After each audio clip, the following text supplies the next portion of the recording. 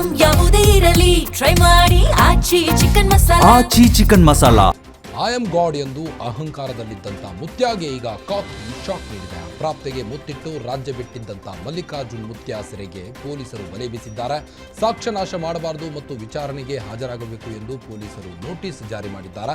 ತೆಲಂಗಾಣಕ್ಕೆ escape ಆಗಿರುವಂಥ ಮುತ್ಯನನ್ನ ಹುಡುಕುತ್ತಾ ಪೊಲೀಸರ ತಂಡ ಈಗ ಹೈದರಾಬಾದ್ ಹಾದಿಯಲ್ಲಿದೆ. ಪೊಲೀಸರು ಮಠಕ್ಕೆ ಎಂಟ್ರಿ ಕೊಡುತ್ತಿದ್ದಂತೆ ವಿಡಿಯೋ ಮೂಲಕ ಪ್ರತ್ಯಕ್ಷನಾದಂಥ ಮುತ್ಯ ನಾನು ಎಲ್ಲೂ ಹೋಗಿಲ್ಲ, ಲೋಕಲ್ನಲ್ಲೇ ಇದ್ದೀನಿ ಎಂದು ಹೊಸ ರಾಗ ಹಾಡುತ್ತಿದ್ದಾರೆ. ಭಕ್ತರು ಆತಂಕ ಪಡಬೇಡಿ ಎಂದು ಹೇಳುತ್ತಲೇ ಪೊಲೀಸರ ಮುಂದೆ ಹಾಜರಾಗುವ ನಾಟಕವಾಡುತ್ತಿದ್ದಾನೆ. ಪೊಲೀಸರು ಯಾವಾಗ ಕರೆಯುತ್ತಾರೋ ಆಗ ಹಾಜರಾಗ್ತೀನಿ ಎನ್ನುತ್ತಿರುವ ಮುತ್ಯಾಗೆ ಈಗ ನೋಟಿಸ್ ತಲುಪಿಸುವುದೇ ಪೊಲೀಸರಿಗೆ ದೊಡ್ಡ ಸವಾಲಾಗಿದೆ.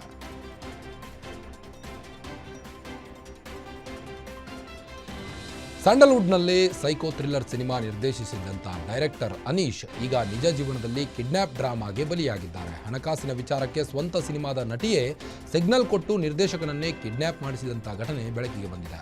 ಇಂದಿರಾನಗರದಿಂದ ಕಿಡ್ನ್ಯಾಪ್ ಆದಂಥ ಅನೀಶ್ನನ್ನು ಬ್ಯಾಡರಹಳ್ಳಿಯ ಮನೆಯೊಂದರಲ್ಲಿ ಗೃಹ ಬಂಧನದಲ್ಲಿಡಲಾಗಿತ್ತು. ಅಲ್ಲಿಂದ ಮುಂದಾರಗಿರಿ ಬೆಟ್ಟಕ್ಕೆ ಕರೆದೊಯ್ದು ಕಿರಾತಕರು ಬ್ಯಾಟ್ ಮತ್ತು ಹಾಕಿ ಸ್ಟಿಕ್ನಿಂದ ಹಲ್ಲೆ ನಡೆಸಿ ನಿರ್ದೇಶಕನ ಕಾಲು ಮುರಿದಿದ್ದಾರೆ.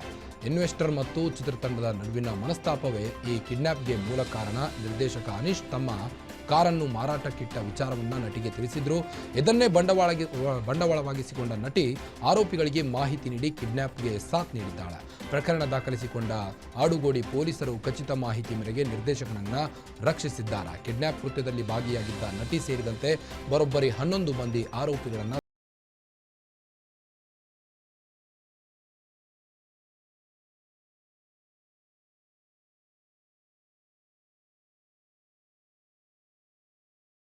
ಹಚ್ಚಲು ಎಸ್ಐಟಿ ಅಧಿಕಾರಿಗಳು ಈಗ FSL ವರದಿಯತ್ತ ದೃಷ್ಟಿ ನೆಟ್ಟಿದ್ದಾರೆ. ಗನ್ ಬಳಸಿದಂಥ ಬುಲೆಟ್, ಡೈರಿ ಮತ್ತು 2 ಮೊಬೈಲ್ ಫೋನ್ಗಳು ಸೇರಿದಂತೆ ಬರೋಬ್ಬರಿ 20ಕ್ಕೂ ಹೆಚ್ಚು ವಸ್ತುಗಳನ್ನು FSLಗೆ ರವಾನಿಸಲಾಗಿದೆ. ಈ ವಾರದಲ್ಲಿ ಸೈಂಟಿಫಿಕ್ ರಿಪೋರ್ಟ್ ಅಧಿಕಾರಿಗಳ ಕೈ ಸೇರಲಿದೆ. ಈಗಾಗಲೇ ಕುಟುಂಬಸ್ಥರು ಮತ್ತು ಆಪ್ತರ ಹೇಳಿಕೆ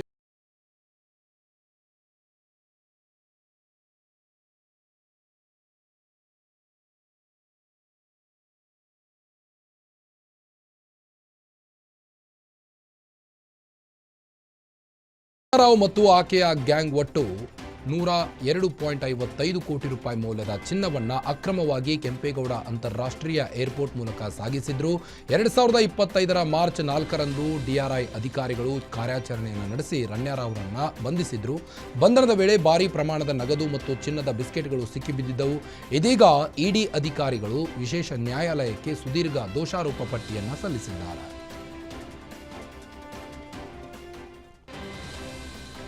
ನೀನೇ ಖುಷಿಯಾಗಿರು, ನಾನು ಹೋಗ್ತಾ ಇದ್ದೀನಿ ಬಾಯ್ ಎಂದು ಮೊಬೈಲ್ನಲ್ಲಿ ಸ್ಟೇಟಸ್ ಹಾಕಿ ವಿದ್ಯಾರ್ಥಿ ಆತ್ಮಹತ್ಯೆ ಮಾಡಿಕೊಂಡಿದ್ದಾನೆ. ಘಟನೆಯು ತುಮಕೂರು ಜಿಲ್ಲೆಯ ತುರುವೇಕೆರೆ ಪಟ್ಟಣದ ಡಿಪ್ಲೊಮಾ ಕಾಲೇಜಿನ ಹಿಂಭಾಗದಲ್ಲಿರುವಂಥ ಕಟ್ಟೆ ಬಳಿಯಾಗಿದೆ. ಗೊಪ್ಪೇನಹಳ್ಳಿ ಗ್ರಾಮದ 19 ವರ್ಷದ ಧನುಷ್ ಮೃತ ದುರ್ದೈವಿ. ಘಟನಾ ಸ್ಥಳಕ್ಕೆ ಬಂದ ಅಗ್ನಿಶಾಮಕ ದಳದಿಂದ ಕಾರ್ಯಾಚರಣೆ ನಡೆಸಿದಾಗ ನೀರಿನ ಕಟ್ಟೆಯಲ್ಲಿ ವಿದ್ಯಾರ್ಥಿ ಧನುಷ್ ಮೃತದೇಹ ಪತ್ತೆಯಾಗಿದೆ.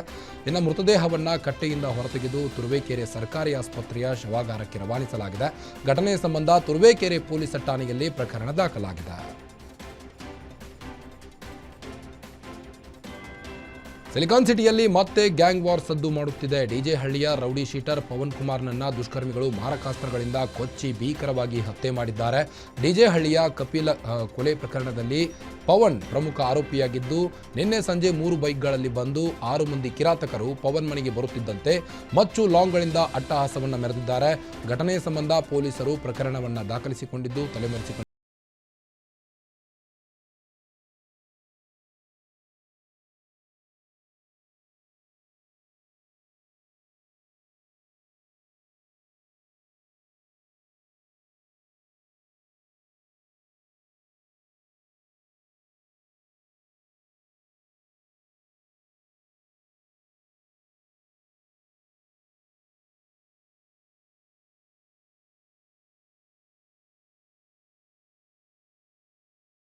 ಮೇಲೆ ಕಲ್ಲಿನಿಂದ ಭೀಕರ ಹಲ್ಲೆ ಪ್ರಕರಣಕ್ಕೆ ಸಂಬಂಧಿಸಿದಂತೆ 14 ಜನರ ವಿರುದ್ಧ ಪಾಂಡವಪುರ ಪೊಲೀಸ್ ಠಾಣೆಯಲ್ಲಿ FIR ದಾಖಲಾಗಿದೆ.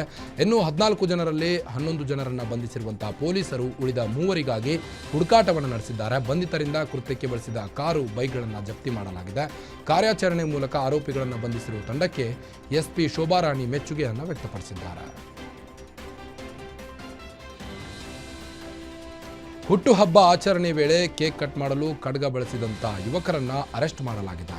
ಬೆಳಗಾವಿ ಜಿಲ್ಲೆಯ ಕಿತ್ತೂರು ತಾಲೂಕಿನ ಎಂಕೆ ಹುಬ್ಬಳ್ಳಿ ಪಟ್ಟಣದ ಹೊರವಲಯದಲ್ಲಿ ಜೈ ಸನದಿ ಎಂಬ ಯುವಕ ಬರೋಬ್ಬರಿ 5 ಕೇಕುಗಳನ್ನು ಖಡ್ಗದಿಂದ ಕತ್ತರಿಸಿ ಅಟ್ಟಹಾಸವನ್ನು ಮೆರೆದಿದ್ದಾನೆ. ಗೆಳೆಯ ರೆಹಾನ್ ಎಂಬಾತ ಈ ಸಾಹಸವನ್ನೆಲ್ಲ ಕ್ಯಾಮರಾದಲ್ಲಿ ಸೆರೆ ಹಿಡಿದು ಇನ್ಸ್ಟಾಗ್ರಾಮ್ನಲ್ಲಿ ಅಪ್ಲೋಡ್ ಮಾಡಿದ್ದ. ಆದರೆ ಇದೇ ವಿಡಿಯೋ ಈಗ ಅವರಿಬ್ಬರನ್ನ ಕಂಬಿ ಎಣಿಸುವಂತೆ ಮಾಡಿದೆ. ರೀಲ್ಸ್ ನೋಡಿ ಅಲರ್ಟ್ ಆದಂಥ ಕಿತ್ತೂರು ಪೊಲೀಸರು ತಕ್ಷಣವೇ ಕಾರ್ಯಾಚರಣೆ ನಡೆಸಿ ಜೈದ್ ಮತ್ತು ರೆಹಾನ್ನನ್ನ ಅರೆಸ್ಟ್ ಮಾಡಿದ್ದಾರೆ. ಆಯುಧ ಕಾಯ್ದೆಯಡಿ ಪ್ರಕರಣ ದಾಖಲಿಸಿ ನ್ಯಾಯಾಲಯಕ್ಕೆ ಹಾಜರುಪಡಿಸಿದ್ದಾರೆ. ಕಾಂಗ್ರೆಸ್ ಸರ್ಕಾರಕ್ಕೆ ಈಗ ಕಮಿಷನ್ ಗುಮ್ಮ ವಕ್ಕರಿಸಿದೆ. 40% ಕಮಿಷನ್ ಆರೋಪ ಹೊರಿಸಿ ಅಧಿಕಾರಕ್ಕೆ ಬಂದ ಕಾಂಗ್ರೆಸ್ಗೆ ಈಗ ಸ್ವತಃ ಗುತ್ತಿಗೆದಾರರೇ ಶಾಕ್ ನೀಡಿದ್ದಾರೆ. ರಾಜ್ಯ ಗುತ್ತಿಗೆದಾರರ ಸಂಘದ ಅಧ್ಯಕ್ಷ ಆರ್ ಮಂಜುನಾಥ್ ಕೋಲಾರದಲ್ಲಿ ಸ್ಫೋಟಕ ಮಾಹಿತಿಯನ್ನು ಹೊರಹಾಕಿದ್ದಾರೆ. ಕೇವಲ ಒಂದು ಪಕ್ಷವಲ್ಲ, 3 ಪಕ್ಷಗಳಲ್ಲಿ ಕಮಿಷನ್ ದಂಧೆ ಅವ್ಯಾಹತವಾಗಿ ನಡೀತಿದೆ ಎಂದಿದ್ದಾರೆ. ರಾಜ್ಯದಲ್ಲಿ ಸುಮಾರು 37,000 ಕೋಟಿ ಬಿಲ್ ಬಾಕಿ ಇದೆ. ಈ ಹಣ ಬಿಡುಗಡೆಗೆ ಜನಪ್ರತಿನಿಧಿಗಳು ಲಂಚಕ್ಕೆ ಬೇಡಿಕೆ ಇಡುತ್ತಿದ್ದಾರೆ ಎಂಬುದು ಗುತ್ತಿಗೆದಾರರ ಗಂಭೀರ ಆರೋಪವಾಗಿದೆ. ರಾಜ್ಯ ಬಿಜೆಪಿಯಲ್ಲಿ ಬಿಎಸ್ವೈ ಮತ್ತು ಬಿವೈ ವಿಜೇಂದ್ರಗೆ ಬೆಲೆಯೇ ಇಲ್ವಾ? ನಾಯಕತ್ವ ಬದಲಾವಣೆ ಬಗ್ಗೆ ಪರೋಕ್ಷ ವಾರ್ ಶುರುವಾಯಿತಾ ಎಂಬ ಚರ್ಚೆಯಾಗುತ್ತಿದೆ. ಧಾರವಾಡದಲ್ಲಿ ನಡೆದಂಥ ಉದ್ಯೋಗಾರ್ಥಿಗಳ ಪರವಾದ ಬೃಹತ್ ಪ್ರತಿಭಟನೆಯಲ್ಲಿ ಹಾಕಲಾಗಿದ್ದ 40ಕ್ಕೂ ಹೆಚ್ಚು ಬ್ಯಾನರ್ಗಳಲ್ಲಿ ಅಪ್ಪ ಮಗನ ಫೋಟೋಗಳೇ ಮಾಯವಾಗಿವೆ. ಸ್ಥಳೀಯ ನಾಯಕ ಅರವಿಂದ್ ಬೆಲ್ಲದ್ ಫೋಟೋ ಹೈಲೈಟ್ ಆಗಿದ್ರು. ಹೈಕಮಾಂಡ್ ನೇಮಿಸಿದಂಥ ರಾಜ್ಯಾಧ್ಯಕ್ಷರನ್ನೇ ಕಡೆಗಣಿಸಿದ್ದು ಪಕ್ಷದ ಒಳಜಗಳವನ್ನ ಬೀದಿಗೆ ತಂದಿದೆ. ಈಗಾಗಲೇ ಈ ವಿಚಾರ ಹೈಕಮಾಂಡ್ ಅಂಗಳಕ್ಕೆ ತಲುಪಿದೆ. ಫೋಟೋ ಮಿಸ್ ಮಾಡಿದ ನಾಯಕರ ವಿರುದ್ಧ ದೂರು ನೀಡಲು ವಿಜೇಂದ್ರ ಬೆಂಬಲಿಗರು ತೀರ್ಮಾನಿಸಿದ್ದಾರೆ.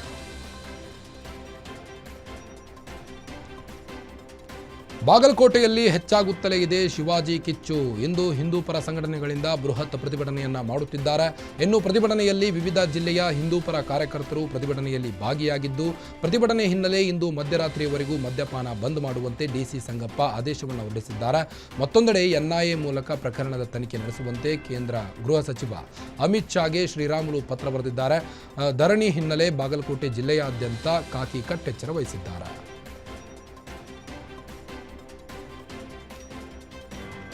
ಬೆಂಗಳೂರಿನಲ್ಲಿ ಇಂದು ಬೆಳ್ಳಂಬೆಳಗ್ಗೆ ಐಟಿ ಅಧಿಕಾರಿಗಳು ಶಾಕ್ ನೀಡಿದ್ದಾರೆ. ತೆರಿಗೆ ವಂಚನೆ ಆರೋಪದ ಹಿನ್ನೆಲೆಯಲ್ಲಿ ಪ್ರಮುಖ ಬಿಲ್ಡರ್ ಒಬ್ಬರ ಮೇಲೆ ದಾಳಿ ನಡೆಸಿದ್ದಾರೆ. ಭಾರೀ ಪ್ರಮಾಣದ ತೆರಿಗೆ ವಂಚನೆಯ ಬಗ್ಗೆ ಖಚಿತ ಮಾಹಿತಿ ಮೇರೆಗೆ ನಗರದ ಶಂಕರಮಠ ರಸ್ತೆಯಲ್ಲಿರುವ ಪ್ರಮುಖ ಬಿಲ್ಡರ್ ನಿವಾಸ ಮತ್ತು ಕಚೇರಿಯಲ್ಲಿ ದಾಳಿ ನಡೆಸಿದ್ದಾರೆ. ಬಿಲ್ಡರ್ ಮನೆಯಲ್ಲಿರುವಂತಹ ಕಡತಗಳು, ಬ್ಯಾಂಕ್ ಲಾಕರ್ ಮಾಹಿತಿ ಹಾಗೂ ಕಚೇರಿಯ ವ್ಯವಹಾರಿಕ ದಾಖಲೆಗಳನ್ನು ಅಧಿಕಾರಿಗಳು ಪರಿಶೀಲನೆ ನಡೆಸಿದ್ದಾರೆ.